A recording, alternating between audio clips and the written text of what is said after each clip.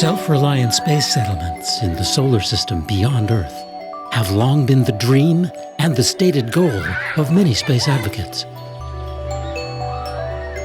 But can a space community be said to truly exist before the first child is born there?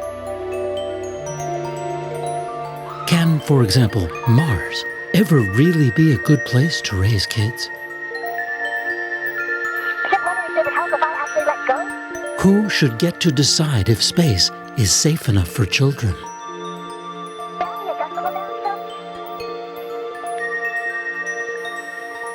What are the risks around pregnancy and childbirth off-planet? Would you edit your child's genome to permanently adapt them to a different world?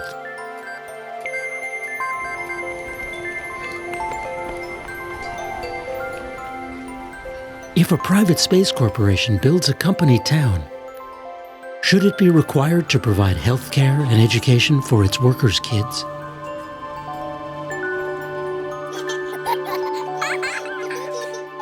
Can a child raised in space ever return to Earth?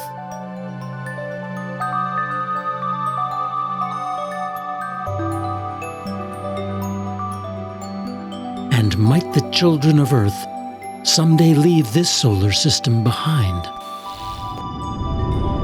and strike out for the stars?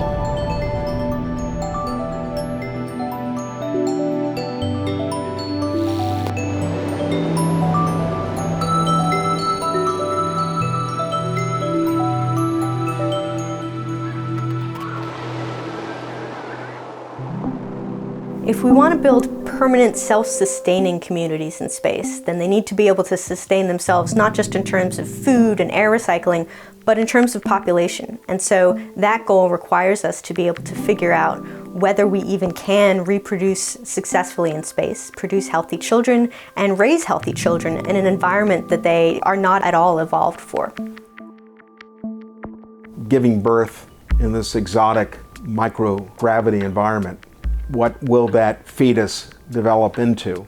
And if that child grows up in a low gravity environment, clearly that will have effect on their limb development, muscular development. In a sense, you're really beginning to evolve into another branch of the species. If a species is in a different environment too long, separated from other parts of the population, and the adaptations continue, they will no longer be able to breed together and you have a new species. So I think that's quite inevitable, and that doesn't have to be a problem. That's just a natural part of these decisions. The space environment poses enormous challenges, huge challenges, because our entire existence has been shaped by gravity. I see a fractioning of our pathways where there's a divergence of the species, where within 300-400 years there'll be a population that remains on Earth and never leaves. And then there'll be others that migrate out and become people of another planet. We, Homo sapiens, evolved on the densest planet in the solar system. All of Earth's species are built for relatively strong gravity.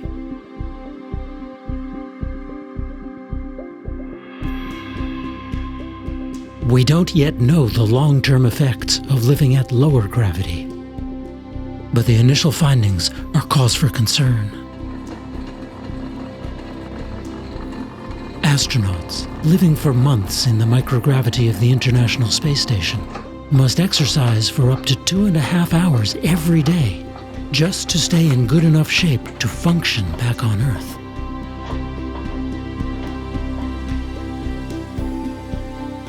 To go deeper into space, for much longer missions, designers plan to spin the crew habitat sections of spacecraft to produce a form of artificial gravity where down is outward along the axis of rotation. But we don't know if gravity simulated in this way will completely protect space travelers. and it would be very difficult to simulate additional gravity on a planetary surface.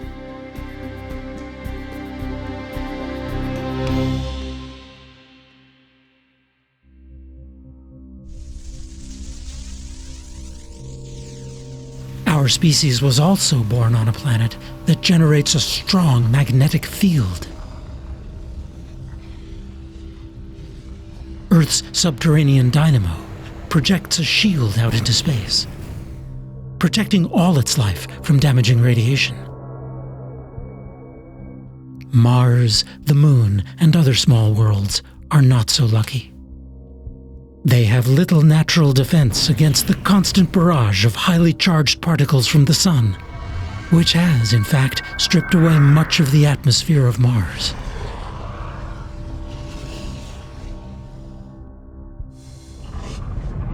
Energetic cosmic rays from exploding supernovas, spinning neutron stars, and jetting black holes throughout the galaxy persistently invade our solar system. Away from Earth, these powerful sources of radiation could be particularly dangerous to developing fetuses and very young children. We know that radiation is genotoxic, it's mutagenic, it harms every single cell in our bodies. Nobody's immune to it. There's no solution to it except blocking radiation from penetrating into human organs or into human systems through shields and that type of thing. But those shields are very heavy and payload is expensive to ship. We will need to develop some type of solution because we do know that it affects sperm, it'll affect the DNA in the sperm, it'll affect eggs, it'll affect the DNA in eggs. Embryos cannot survive in radiation, they will become mutagenic. Fetuses will be harmed by radiation. We know this through natural experiments here on Earth.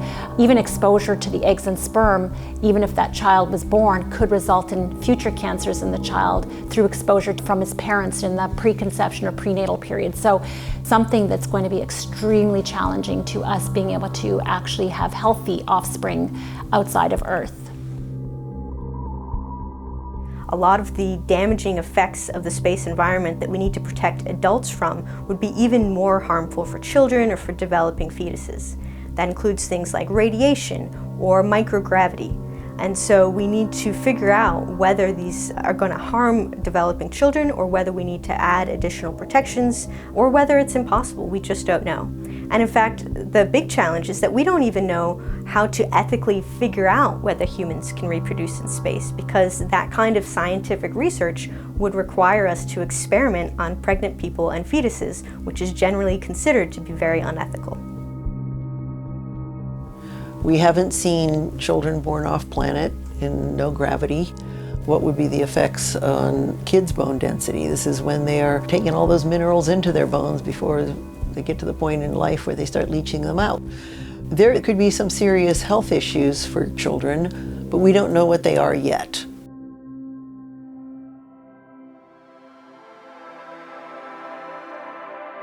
Humans have been so successful on Earth because, in the main, we're excellent parents.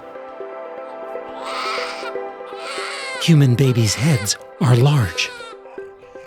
If our brains were any more developed, our mothers might not survive our birth. So human babies are born early. We need years of care before we can survive on our own. Babies who get that attention can grow up to be parents. And the cycle begins again. But we don't yet know if our human circle of life can operate in space. Human reproduction is the intricate, complex, beautiful, synchronized dance between molecules, cells, systems, tissues that all work harmoniously and sequentially in the most amazing, dramatic fashion. Every single one of those steps in the reproductive process requires the absolute perfect harmony in our bodies. Every one of those steps is prone to adaptation, where it thrives, or aberration, where there's demise. Every single one of those steps, starting from coitus, starting from having intercourse as a couple, you can imagine two people trying to embrace themselves and hold themselves together could be very challenging in a non or a low gravitational force. But sperm are going to be affected, eggs are going to be affected. We don't even know if women can ovulate, how their ovulation might be impacted by low gravity, how sperm parameters might be shifting and changing. Moreover, it's not just the eggs and the sperm, but it's also the epigenetic information that's registered on those sperm and egg cells that could be affected by low gravity, and other forms of concern are radiation as well. There's a lot of unknowns about what level of gravity is required for which stage of pregnancy. The fetus in a fluid environment, in a very restricted, small environment in the womb, it's not going to move a lot, it's not going to walk around, there's no need for a lot of muscle and bone development. So maybe Earth-like gravity is not necessary in that stage. But we expect there will be different requirements for different stages of reproduction. Earth-like gravity or similar will be necessary for babies that start to walk around. We can imagine, for example, rotating bedroom areas that children or pregnant women spend the night to compensate for the lower gravity during the day.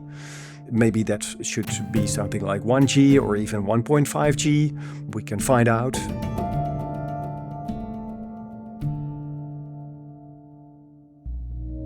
Beyond solving for gravity, there's still the challenge of radiation. On planetary bodies like Mars, settlers may be forced to spend much of their time underground, or living beneath a substantial defensive buffer of insulation. Some space architects believe that surface dwellings, 3D printed from locally sourced rock cement, could allow natural sunlight through transparent water used as shielding.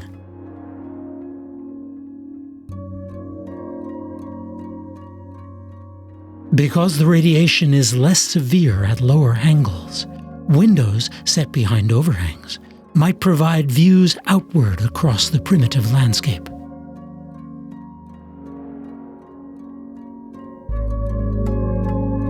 But excursions out onto these stark surfaces will need to be kept short, and will always be fraught with risk.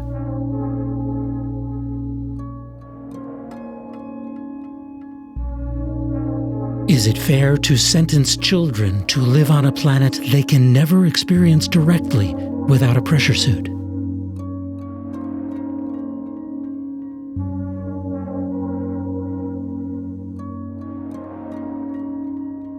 Or to grow up on a world they may not be able to leave to come to Earth?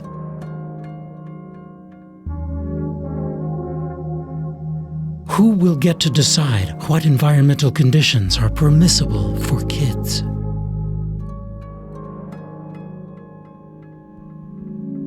Even today, space travelers can become debilitated on long missions.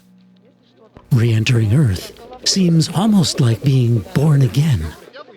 And Pyotr Dubrov, outside of the Soyuz capsule, 355 days in space. I wouldn't mind flying some more.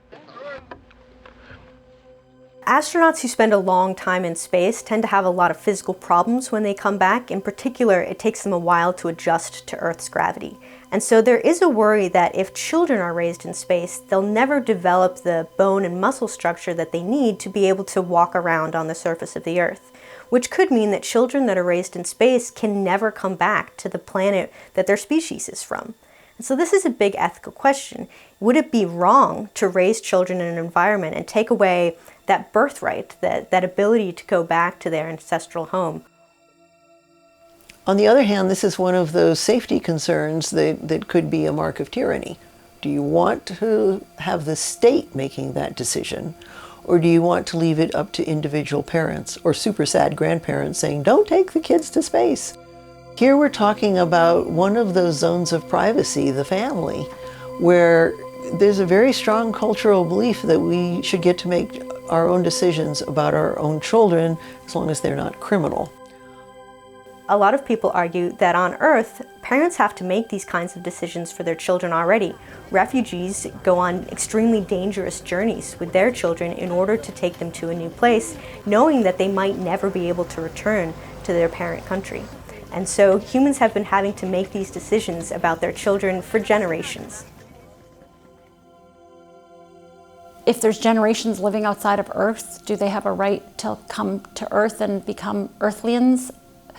They might need a passport to get into Earth. Can they then come here and cause harm because they have exposures and potentially diseases and other things that we've not adapted to here on Earth? That's something that will be part of the extraterrestrial human experience, and we will have to have the right kind of pillars involved, ethical pillars involved and geopolitical pillars involved to organize in a fashion that's safe for both environments to be protected.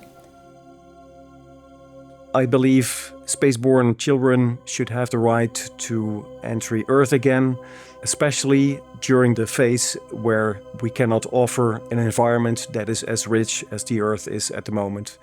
Because kids need a rich environment for growth, for learning, for being healthy, for having friends and social interactions. So until we have a mature and stable environment in space that is similar to Earth, children should have the right to come back, absolutely. The fact that children might not be able to come back and walk in Earth normal gravity is certainly something that any good parent should consider. But also, let us face the fact that we have all sorts of people who are differently abled on Earth. And we do not think that theirs is a life not worth living. We think it can be a good life. So perhaps someone who only lives on the moon could have a good life, even if he or she cannot visit Earth because the gravity is too debilitating. You know, there's often technological fixes where there are needs. And if you go spend time in a weight room, or if you're in a space station, go to the correct level to get Earth normal gravity for your 3 hours of exercise a day, maybe we can mitigate against these effects. Space station modules and planetary spacecraft are born in clean rooms, sanitized environments with filtered air, frequently disinfected with sterilizing agents and antiseptic compounds. But can there be such a thing as too clean a space habitat? The work that I've conducted at Harvard and other individuals, other scientists across the globe have shown that these chemicals, we call them endocrine disrupting chemicals, cleaning products, chlorine-based products, et cetera, are actually really harmful to human health, really harmful to reproductive health. They've been identified as reproductive toxicants. How do we shape and modify the environment in space to actually allow for healthy reproduction? We will have to overcome, like, the gravity issue and the radiation issue, the issue around sanitized, sterile environments, and whether or not really truly are we able to reproduce in a healthy way, because we know that the novelty and the diversity of bacteria allows us to flourish, our immune systems allows us to flourish, our microbiome, and this actually produces beneficial effects to reproduction. Cheers. Tastes good, yeah. As on Earth, healthy space parents are more likely to have healthy space children. But given the limited population of the first permanent space communities, you may not have complete sovereignty over with whom to make babies.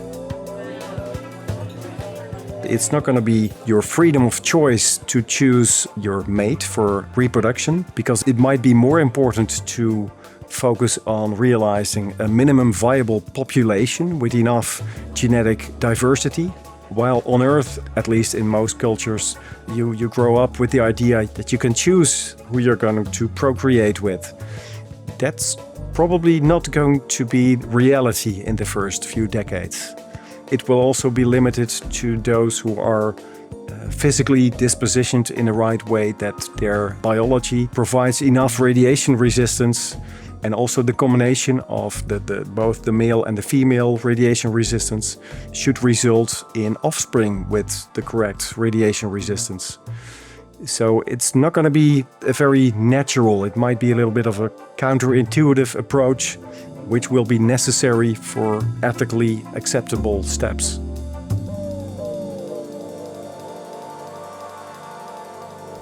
Ironically, the future stressful environments of space may echo our evolutionary past, when physical fitness was more critical to successful reproduction. We know that physical fitness is actually something that improves our reproductive capacity. Now, there's extreme ends of physical fitness. We know that individuals here on Earth, through studies that I've conducted at Harvard and other people have conducted, people who have extreme ends of fitness actually have lower fertility. People in the middle are actually usually the most fertile. The natural population traveling into space affords us an opportunity to have a lot of variability. Astronauts are very fit and in a certain type of physical state, biological state, which might optimize fertility, but is not the variability that we need to allow for the natural selection of reproduction. And so individuals that might be traveling to space for commercial interests, not necessarily as a NASA scientist, but actually commercial people can volunteer for this type of experiment. And this is sort of the vision that I plan for.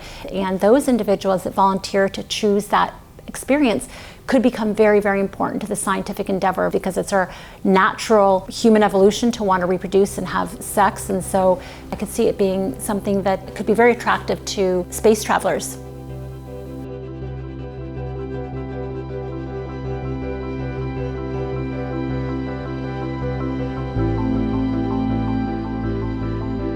If we can retire these risks by spirited experimentation, clever engineering, and enlightened ethical decision-making, growing up in these challenging new environments could be rich with amazing adventures.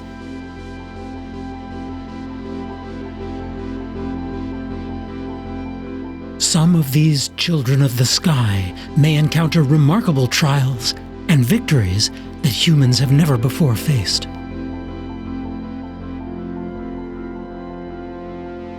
As they grow beyond Earth, future generations may grow beyond human. Whether through biological modifications created by gene editing, or perhaps mechanical and neural implants, or by exogenous augmentations.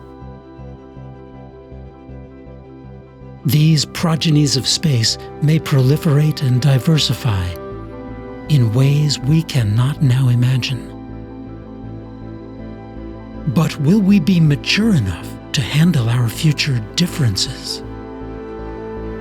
Humanity, which has a horrible record of dealing with the other, be it color, ethnicity, whatever, now we're going to add to that people who are coming from the space environments who will indeed be different in some fashion. I don't think any of those are going to be deal breakers or will stop the migration of humanity, but they will be inevitable outgrowths, inevitable collateral effects of humanity migrating into space. So for those who are aspiring to be ethics experts in the realm of space, there will be no shortage of job opportunities. The farther we go from our home planet, the more disconnected our new societies will be from all of the human societies back on Earth, which will likely mean that they'll evolve in different ways. They'll evolve different cultures, different languages, and possibly even different value systems. That's true wherever we go in space. But in particular, the farther away we go in space, it's not just a matter of travel time, it's also a matter of communication time. The limitation of the speed of light means that if you're living on a moon of Jupiter and you want to talk to someone back on Earth, you can't have a live conversation. It'll take ages for your messages to go back and forth. And that kind of disconnection can lead to a much more of a feeling of distance than just the travel time itself.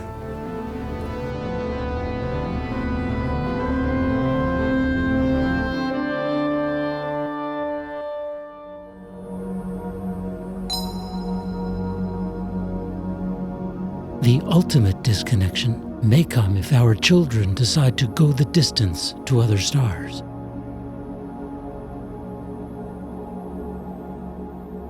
In classic science fiction, it's been the enormous generation ship, whose initial crew will die of old age long before the journey ends.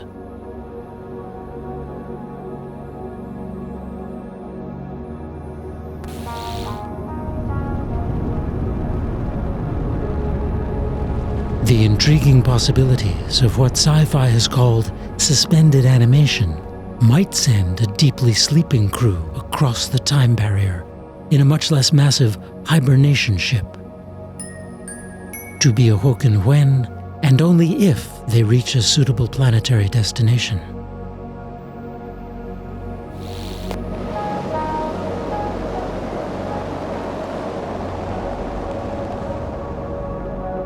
An even smaller vessel, carrying only frozen embryos or frozen eggs and sperm, could dramatically save costs.